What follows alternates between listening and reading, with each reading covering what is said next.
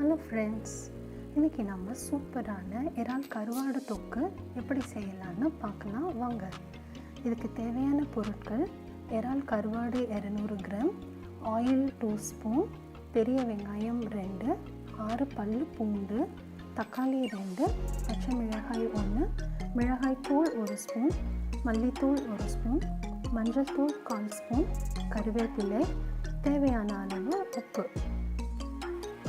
First இப்போ நம்ம கருவாடெல்லாம் clean பண்ணிக்கலாம். இப்போ எனக்கு கிடச்சிருக்க இறால் கருவாடு வந்து தோலோடு இருக்குது. இதுக்கு இந்த மாதிரி ஒரு ஒரு பாத்திரம் எடுத்துக்கலாம். எடுத்துகிட்டு இந்த கருவாடில் ஃபஸ்ட்டு பெரிய பெரிய குப்பையாக இருக்குது பாருங்கள், இந்த பிளாக் கலரில். அந்த குப்பையெல்லாம் முதல்ல ரிமூவ் பண்ணிடலாம். ஏன்னா இது நம்ம ரோட்லெல்லாம் விற்கும் பேக்கெட்டில் இருக்க கருவாட்லேயும் இந்த மாதிரி குப்பைங்க இருக்கும். ஃபஸ்ட்டு அதெல்லாம் ரிமூவ் பண்ணிவிட்டு இந்த க்ளீன் பண்ணின இந்த கருவாடெல்லாம் எடுத்து நம்ம அந்த சீவில் போட்டுடலாம். போட்டுட்டு நம்ம டைரெக்டாக டேப்பில் இருக்க தண்ணியவே அந்த சீவில் திறந்து விட்டு நம்ம இந்த மாதிரி ஒரு 2 to 3 டைம்ஸ் நம்ம வாஷ் பண்ணிக்கணும். அப்போ வாஷ் பண்ணும்போது தான் நமக்கு அதில் இருக்க குப்பை எல்லாமே வந்து கீழே போய் தங்கிடும். இப்போ பாருங்கள் எவ்வளோ மண் இருக்குது பாருங்கள். ஸோ இதெல்லாம் நம்ம வேறு மாதிரி கழுவுனா க்ளீன் பண்ண முடியாது. இப்படி சீவு வச்சு கழுவும் போது அந்த மண் தனியாக எடுத்துடலாம். இப்போ க்ளீன் பண்ண கருவாடை நம்ம எடுத்து தனியாக வச்சுக்கலாம். இதில் கொஞ்சமாக ஒரு 1/4 ஸ்பூன் மஞ்சத்தூள் போட்டு மிக்ஸ் பண்ணி நம்ம எடுத்து வச்சுக்கலாம்.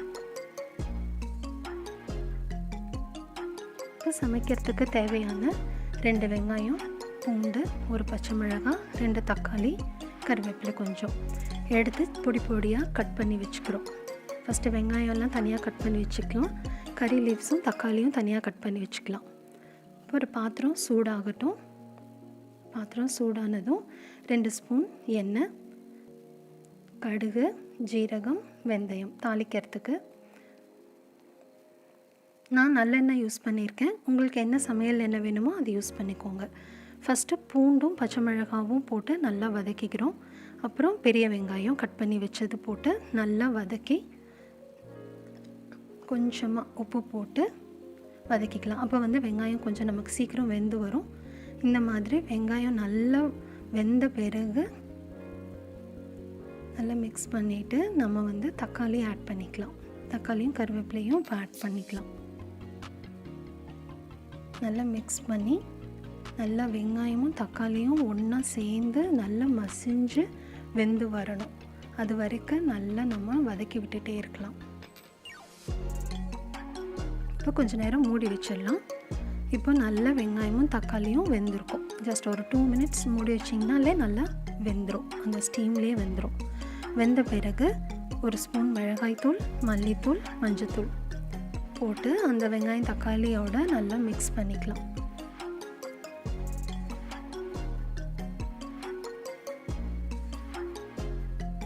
நல்லா மசாலா வந்து வெந்து வரத்துக்கு லைட்டாக கொஞ்சமாக ஒரு 1/4 ஸ்பூன் அளவுக்கு இல்லை 1/4 டம்ளர் அளவுக்கு தண்ணி ஆட் பண்ணிவிட்டு நல்லா மசிச்சு விட்டு நம்ம வேக வைக்கலாம்.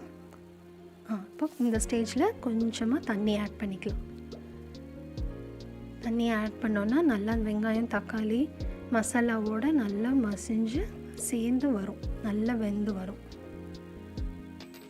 இந்த ஸ்டேஜில் கொஞ்சம் நேரம் நம்ம மூடி வச்சுட்டு வேக வைக்கலாம்.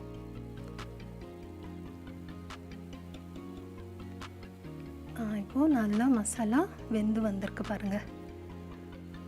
இந்த ஸ்டேஜில் நம்ம க்ளீன் பண்ணி வச்சுருந்த கருவாடை வந்து ஆட் பண்ணிக்கலாம். இந்த கருவாடில் வந்து டிஃபால்ட்டாக அவங்க உப்பு போட்டு வச்சுருக்க மாட்டாங்க. அதனால் நமக்கு தேவையான அளவு உப்பு போட்டுக்கலாம். மற்ற கருவாடுலலாம் துண்டு கருவாடுலலாம் வந்து அவங்களே உப்பு நிறையா போட்டிருப்பாங்க. ஸோ நம்ம உப்பு மட்டும் இதில் பார்த்து ஆட் பண்ணிக்கணும். இப்போ கொஞ்சம் நேரம் மூடி வச்சுட்டு 10 மினிட்ஸ் வேக வைக்கலாம். அவ்வளோதான், கருவாடு தொக்கு ரெடி.